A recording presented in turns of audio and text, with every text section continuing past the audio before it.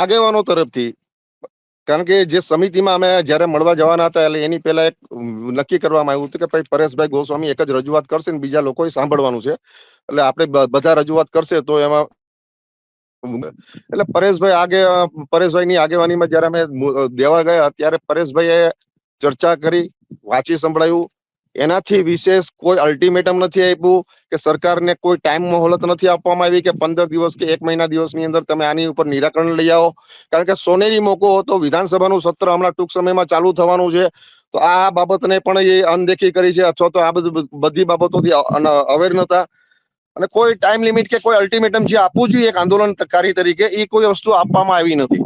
અને ઉલટાનું જયારે મીટિંગ પૂરી થયા બાદ જયારે બહાર આવ્યા તો એમને સરકારના વખાણ કર્યા. એક પણ મુદ્દો ની સ્વીકૃતિ નથી થઈ. અને તમે સરકારના એક આંદોલનકારી તરીકે અને એક આંદોલનના લીડર છો, પ્રમુખ છો તમે, અને એના એટલી તો મેચ્યોરિટી હોવી જોઈએ કે આપણે સરકારની વાહવાહી કરાય કે ન કરાય. જયારે તમારી માંગણી સ્વીકાર કરવામાં નથી આવ્યો તો તમે કયા મુદ્દે તમે એની વાહવાહી કરો છો?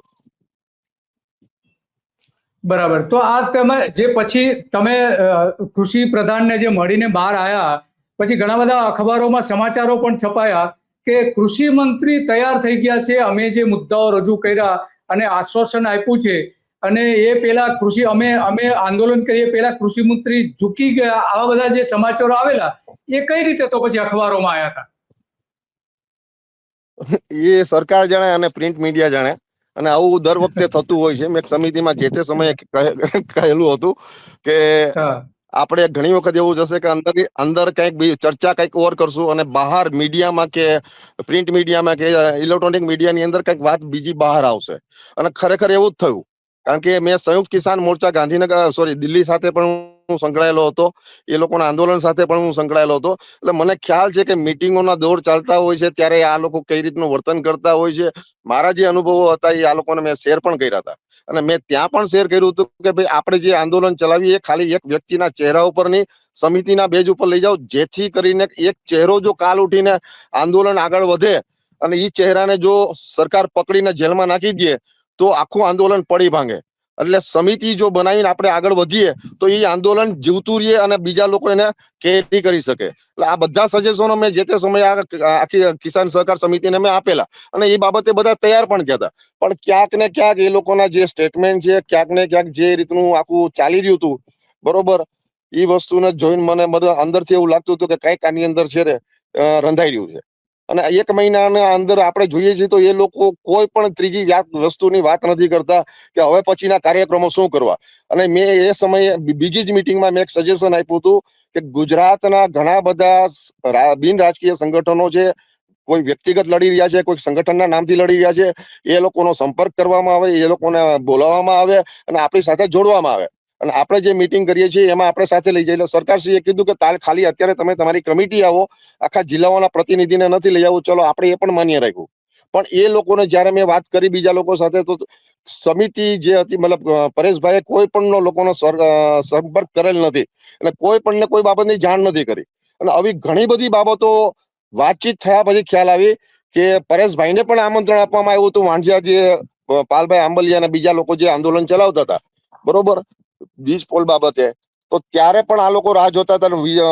એન્ડ ઘડી સુધી પરેશભાઈ આવું છું કઈ મને છેલ્લે એમ કે છે કે સમિતિના લોકો બધા ના પાડી છે. એટલે આ બધી વસ્તુઓ જે થઈ છે, હવે અમને તો ખબર જ નથી, અમને પૂછ્યું જ નથી, કે અમને ખ્યાલ નથી કે સમિતિને આમંત્રણ છે અને ત્યાં જવાનું છે એવું કઈ. એટલે આ બધા જે જવાબો બહારથી અમને જાણવા મળ્યા, એટલે ક્યાંક ને ક્યાંક અમને એવું લાગી રહ્યું છે કે આમાં કોઈકની દોરવણી ચાલી રહી છે અથવા તો પર્ટિક્યુલર કોઈ એજન્ડા સાથે કોઈ કામ થઈ રહ્યું છે. કારણ કે 25 વર્ષ પછી જયારે ખેડૂત સમાજમાં આક્રોશ થયો હોય અને એ આક્રોશ એટલો બધો હતો, તીવ્ર હતો, કારણ કે છેલ્લા 5 વર્ષથી ખેડૂત જે માર ઝેલી રહ્યો છે ભાવના મુદ્દે, બિનરોજગાર, કારણ કે ખેડૂતોના દીકરાઓને રોજગાર પણ મળતો નથી. જે એડ્યુકેટેડ છે, ભણેલા ગણેલા છે, એક્ઝામ આપે છે અને એના પેપર લીક થઈ જાય છે, એટલે એને નોકરી પણ નથી મળી રહી. અને એ કાનૂની ફચરામાં બધા ઘણા બધા પ્રશ્નો છે. ખેડૂતો આ એના સંતાનોને લઈને, ફ્યુચરને લઈને અસુરક્ષિત માહોલ જે અનુભવ કરી રહ્યા છે, એટલે આક્રોશ વધી રહ્યો હતો. એ આક્રોશને ક્યાંક એલું કે ને કે પ્રેશરમાં વેક્યુમ ક્રિએટ થાય, એની સીટી વગાડી નાખો એટલે એ આંદોલન ક્યાંક ને ક્યાંક એ વેક્યુમ ઠંડુ થઈ જાય. એવું મને લાગી રહ્યું છે કે આ વેક્યુમ ક્યાંક રિલીઝ કરવાનું એક આ સાધન માત્ર બની ગયું. ભાવેશભાઈ, દિલીપભાઈ, હા. એક સવાલ પૂછવાનું મન થાય મને. હા. મને એક સવાલ પૂછવાનું મન થાય. મને આપણા સમાજની માનસિકતા આટલા વખતથી જાહેર જીવનને કવર કરવા છતાં હજી સમજાતી નથી. હું બહુ ઠોઠ માણસ છું આખી વાતમાં. મને એક વસ્તુ સમજાતી નથી કે જે સમિતિ, જેના મતલબ જે કોમ્યુનિટી, એટલે સમજો ફાર્મર કોમ્યુનિટી છે, ખેડૂત કોમ્યુનિટી થઈ, બરોબર છે, એમાં પછી નાત જાત થોડો, મૂળ એક કોમ, ખેડૂતની કોમ, ખેતી કરે છે બધા ખેડૂત, એના લાભ માટે અથવા એની એમાં 18 વણ આવી જાય. સાંભળો, હા, 18 વણ આવી જાય, બરોબર.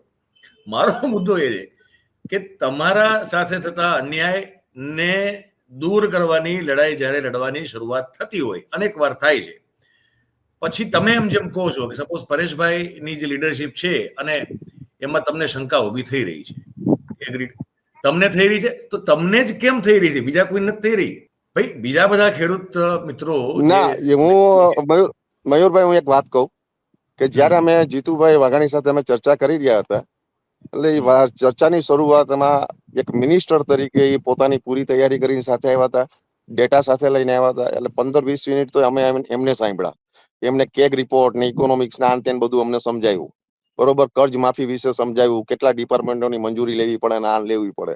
એટલે આ બધી ચર્ચાઓ હું સાંભળતો હતો અને હું હાવ છેલ્લે દૂર બેઠો હતો. આ ચર્ચા દરમિયાન જે લોકોની, જે ખેડૂત આગેવાનોની જે બોડી લેંગ્વેજ હતી ને, એ વાત ચર્ચાની અંદર બોલતા હતા જીતુભાઈ, અને બધા લોકો ડોકું હલાવતા હતા.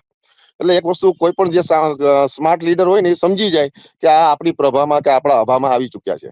એટલે એમની વાતમાં એને કોઈ પ્રતિકાર ન કર્યો કે ભાઈ કોઈ એવું બોલ્યા નહીં કે ભાઈ કર્જ માફી માટે તમારે કેગની, ઇકોનોમિક્સની, આ બધા નાણાં મંત્રાલયની બધી સલાહ લેવી પડે છે. તો એક લીડર તરીકે એની ફરજ બને કે એને કાઉન્ટર કરવું જોઈએ કે તમે જે છેલ્લા 11 વર્ષની અંદર 15 લાખ કરોડ જે કંપનીઓના માફ કર્યા છે, એ કયા કેગ રિપોર્ટના આધારે કે કયા ઇકોનોમિક સર્વેના આધારે તમે કર્યા છે? ખેડૂતોની જયારે વાત આવે છે ત્યારે તમારે કેમ ઇકોનોમિક્સ ને, નાણાં મંત્રાલય ને, સર્વે ને, કેગ ને, આ બધી એજન્સીઓ યાદ આવે છે? ખેડૂતોને જયારે કોઈ માંગણી કરે છે ત્યારે તમને આ બધી વસ્તુ યાદ આવે છે? ખેડૂતોને તમે ઉલ્લુ બનાવી દો છો. ઉદ્યોગપતિઓના નાણાં માફ કરવાના હોય છે ત્યારે તમને આ વસ્તુ કઈ નડતી નથી. ઉદ્યોગપતિઓનું જે કોર્પોરેટ ટેક્સ 30% હતું, એ ઘટાડીને 22% કર્યું છે. એટલે ટોટલ જો તમે એને ગણતરી કરો ને તો 70 લાખ કરોડની આજુબાજુ માફ કર્યા છે છેલ્લા 11 વર્ષની અંદર. અને જયારે અમારા તો ખાલી 1.5-2 લાખ કરોડની વાત છે, અને 1.5-2 લાખ કરોડ માફ કરવા માટે અને વર્ષો બાદ આ એક ખેડૂતોની માંગણી ઉભી થઈ છે. અમારે માફી નથી જોતી, કર્જ માફી નથી જોતી. અમને સ્વામિનાથન આયોગની C2+50 ની જે માંગણી છે એ તમે પુરવાર કરી દો.